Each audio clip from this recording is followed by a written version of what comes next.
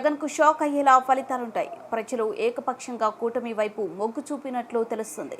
కేడార్ జారిపోకుండా YCP mind game ఆడుతుంది. Pinnelli EVM ధ్వంసం చేయడం చూస్తుంటే వాళ్ళ ఫ్రస్ట్రేషన్ అర్థమవుతుంది. ఈ నెల 9న సీఎంగా చంద్రబాబు ప్రమాణ స్వీకారం ఖాయం. మాజీ మంత్రి గంటా శ్రీనివాసరావు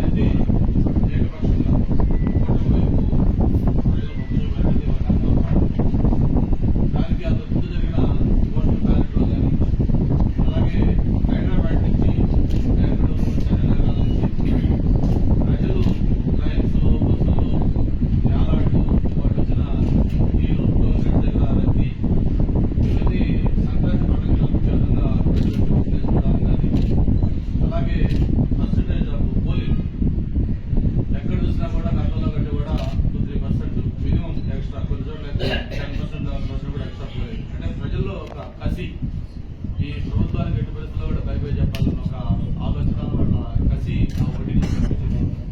వీటన్నిటితోటి అంతేకాకుండా మనం పోలింగ్ అయిన తర్వాత కూడా 150 కాన్స్టిట్యూషన్లో మరి చంద్రబాబు నాయుడు గారు, పవన్ కళ్యాణ్ గారు, అలాగే ప్రొఫెసర్ గారి ఆదేశాల మేరకు మొత్తం రివ్యూలు కూడా చేసుకుంటే బూత్ వైజ్ కూడా అనాలిసిస్ ఎక్కడ చూసినా కూడా ఒక పాజిటివ్ వేవ్ కూటమికి కనిపించిన విషయం మనం చూస్తాం. అయితే దీన్ని డైవర్ట్ చేస్తూ వైసీపీ నాయకులు జగన్మోహన్ రెడ్డి గారు మన 2 నెలల ముందు ఆయన పీకే టీం ఏదైతే ఐపాక్ టీం ఉందో ఐపాక్ టీంతో మాట్లాడినప్పుడు ఆయన చేసిన కామెంట్స్ కానీ ప్రజలు షాక్ అవుతారని చెప్పాడు. ప్రజలు దేశం కూడా డెఫినెట్ గా మేము కూడా అంటా ఉన్నాం. ఎందుకంటే ఖచ్చితంగా షాక్ అవుతారు. ఎందుకంటే ఆ రిజల్ట్స్ ప్రతిపక్షంగా కూటమి వైపు రాబోతా ఉన్నాం. ప్రజలు దేశంతో పాటు జగన్మోహన్ రెడ్డి కూడా డైరెక్ట్ గా షాక్ అవుతాడు. ఎందుకంటే ఆయన ఊహించిన విధంగా ఫలితాలు రాబోతా ఉన్నాయి.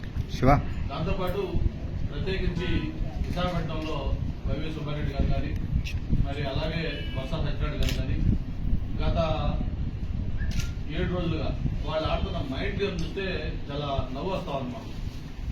జూన్ 9న విశాఖపట్నంలోనే 9:35 ప్రమాణ స్వీకారం, అలాగే స్టేడియం పోయి ఏర్పాటు చేయడం కోసం స్టేడియం వెళ్తా ఉంటాం, అలాగే స్టార్ హోటల్స్ చేస్తామని చెప్పడం, ఇవన్నీ కూడా ఏం చూస్తామంటే అందరూ నవ్వుకుంటా ఉన్నారు. పక్క అన్ని సర్వేలు దేశంలో ఉండే ప్రెస్టీజియస్ సంస్థలు అన్ని ఆల్ సిఫారసులు మొత్తం కూడా ఎన్నికల్లో కూటమి ఘనంగా సాధించబోతా ఉంది అని చెప్పి ఒక పక్క చెప్తా ఉంటే ఓటింగ్ సర్వే చూసిన అందరూ కూడా మాట్లాడుతూ ఉంటే వాళ్ళు ఈ విధంగా డైవర్ట్ చేయడం అనేది చాలా నవ్వులాటగా అందరూ ఫీల్ అవుతా ఉన్నారు. దాన్ని ఎవరు కూడా సీరియస్ తీసుకోలేదు. చాలా చోట్ల అయితే క్యాడర్లు ఆల్రెడీ దాని మీద వాళ్ళు చేతులు ఎత్తేసేసి వాళ్ళ నాయకులు కూడా వైరల్ అయింది. ఒక ఈవీఎం మిషన్ డైరెక్ట్ గా క్యాండిడేట్ బూత్ లో వెళ్ళి ఎంత ఓపెన్ గా అతను దాన్ని ధ్వంసం చేస్తున్నాడంటే అది వాళ్ళ ఫ్రస్ట్రేషన్, వైసీపీ నాయకులు క్యాండిడేట్లకి ఆ ఫ్రస్ట్రేషన్ క్లియర్ గా కనిపిస్తా ఉంది. మరి దీని మీద ఈసీ కూడా ఖచ్చితంగా చర్యలు తీసుకుంటుంది. పోలింగ్ కూడా తాడిపత్రి కావచ్చు, పల్నాడు కావచ్చు, లేకపోతే మిగతా రాయలసీమలో ప్రాంతాలు కావచ్చు. చివరికి ఒక పబ్లిక్ పల్స్ ఏంటంటే మేము కూడా మన పోలింగ్ రోజు మార్నింగ్ 7 o'clock ఓటేయడం కోసం మా ఎంఈపీ బూత్లోకి వెళ్ళి ఎందుకంటే మిగతా కాన్స్టిట్యూన్స్ లోకి వెళ్ళాలి కాబట్టి వెళ్తే పబ్లిక్ మమ్మల్ని అప్పటికే 200 మంది క్యూలో ఉన్నారు. వాళ్ళందరూ కూడా క్లాస్ మీరు వెళ్ళి ఎలాంటి సభ్యులు లేకపోతే మళ్ళీ కాన్స్టిట్యూన్స్ వెళ్ళాలి కదా అని చెప్పని వాళ్ళు దగ్గరుండి వాళ్ళు లోపలికి తీసుకెళ్ళి వాళ్ళు క్యూ కాకుండా మమ్మల్ని లేదు ఉంటారంటే కూడా వద్దని చెప్పి వాళ్ళు మన దగ్గర లోపలికి తీసుకెళ్ళి ఓటేసి పంపించారు.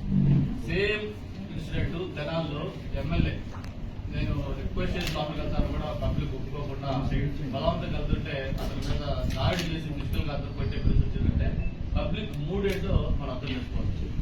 కాబట్టి వాళ్ళు ఎన్ని మాటలు చెప్పినా కేవలం 4వ తారీఖు దాకా వాళ్ళు ఎన్ని ప్రయత్నాలు చేసినా ఎన్ని చేసినా కూడా పబ్లిక్ తీర్పు పెట్టు ఆల్రెడీ కాస్ట్లో నిశ్చితమై ఉంది.